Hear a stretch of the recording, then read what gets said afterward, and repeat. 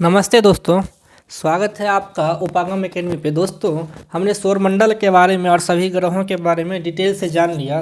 दोस्तों, हम एक चार्ट बनाए हैं। इस चार्ट के आधार पे आपको सभी ग्रहों के बारे में डिटेल से बता रहे हैं। दोस्तों, इस चार्ट को आप नोट डाउन करके, इम्पोर्टेंट है, आप याद रखना होगा। ये चार्ट बहुत ही इम्पोर्टेंट है दोस्तों। क्रम के हिसाब से आपको जो सूर्य के चारों ओर जो चक्कर लगाता है, उस क्रम के हिसाब से अगर बात किया जाए तो पहला बुध, दूसरा शुक्र, तीसरा पृथ्वी, चौथा मंगल, पांचवा बृहस्पति, छठा शनि, सातवां अरुण, आठवां वरुण होता है। यानी पहला आपको मरकरी आएगा बुध, दूसरा शुक्र आएगा वेनस, तीसरा पृथ्वी आएगा अर्थ, चौथा आएगा मंगल यानी मार्स। इसी तरह से दोस्तों आपको क्रम के हिसाब से, यानी कि सूर्य से दूरी के हिसाब से जो क्रम है उस हिसाब से अगर बात किया जाए तो 1 से लेके 8 तक में पहला बुध, दूसरा शुक्र, तीसरा आता है पृथ्वी, चौथा मंगल, पांचवा बृहस्पति, छठा शनि, सातवां अरुण, आठवां वरुण। और आकार और द्रव्यमान दोनों को जोड़ दीजिए एक साथ। आकार या द्रव्यमान के हिसाब से अगर सबसे बड़ा ग्रह बोला जाए, आकार और द्रव्यमान के हिसाब से, एक मिनट दोस्तों, लाल पेन लेने दीजिए हमको। आकार और द्रव्यमान के हिसाब से दोस्तों सबसे बड़ा ग्रह है बृहस्पति और सबसे छोटा ग्रह है बुध। सबसे बड़ा ग्रह है बृहस्पति और सबसे छोटा ग्रह है बुध। पृथ्वी का बारे में बात किया जाए तो पृथ्वी आकार और द्रव्यमान में 5वें नंबर पे आता है। पृथ्वी आकार और द्रव्यमान में 5वें नंबर पे आता है। तो दोस्तों, सिर्फ एग्जाम में बड़ा और छोटा पूछता और पृथ्वी, तो आप ये तीन भी इम्पोर्टेंट है, अगर याद रख लेंगे। ये तो पूरा याद रखना है क्रम।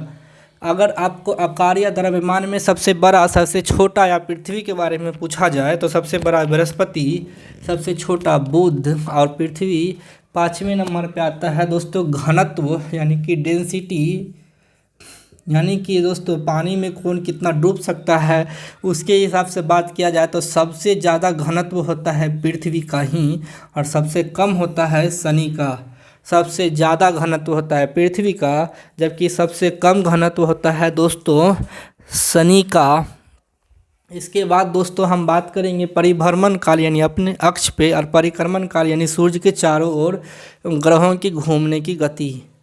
तो दोस्तों, हमने ग्रहों की गति, परिभ्रमण काल और परिक्रमण काल दोनों दोस्तों आपको बता दिए हैं। लेकिन आप देखिएगा, अगर परिभ्रमण काल यानी अपने अक्ष पे जो सबसे कम समय लेता है वो लेता है बृहस्पति। अपने अक्ष पे सबसे कम समय लेता है बृहस्पति और सबसे ज़्यादा समय अपने अक्ष पे घूमने में लेता है, शायद शुक्र है,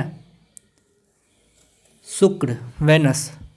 यानी बृहस्पति यानी जुपिटर अपने अक्ष पे सबसे कम समय में घूमता है, जबकि वेनस अपने अक्ष पे सबसे ज़्यादा समय में घूमता है। अगर सूर्य के चारों ओर चक्कर की बात की जाए तो सबसे कम समय लेता है आपको बुध, 88 दिन, और सबसे ज़्यादा समय लेता है आपको वरुण यानी कि यूरेनस, नेपच्यून।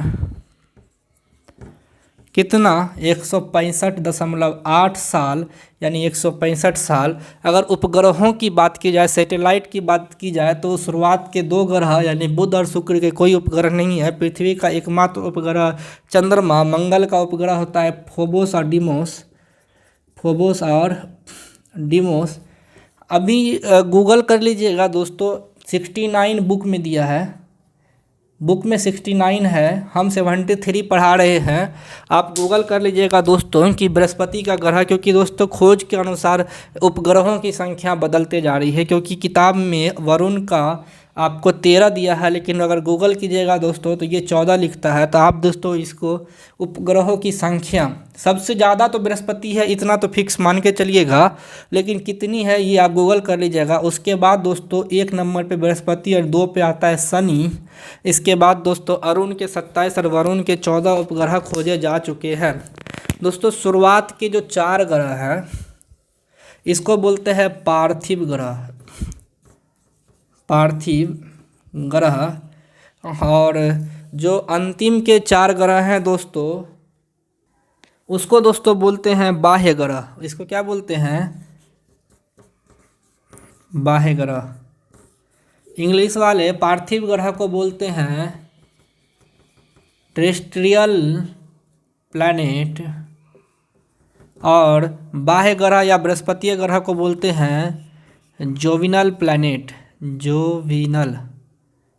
जोविनल प्लैनेट।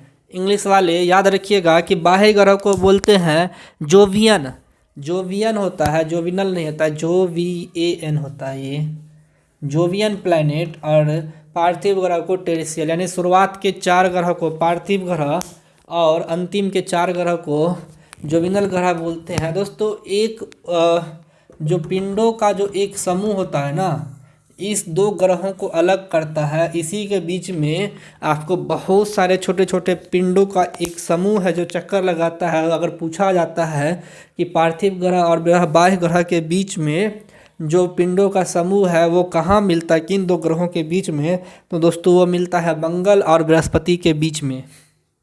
आज के लिए दोस्तों इतना ही।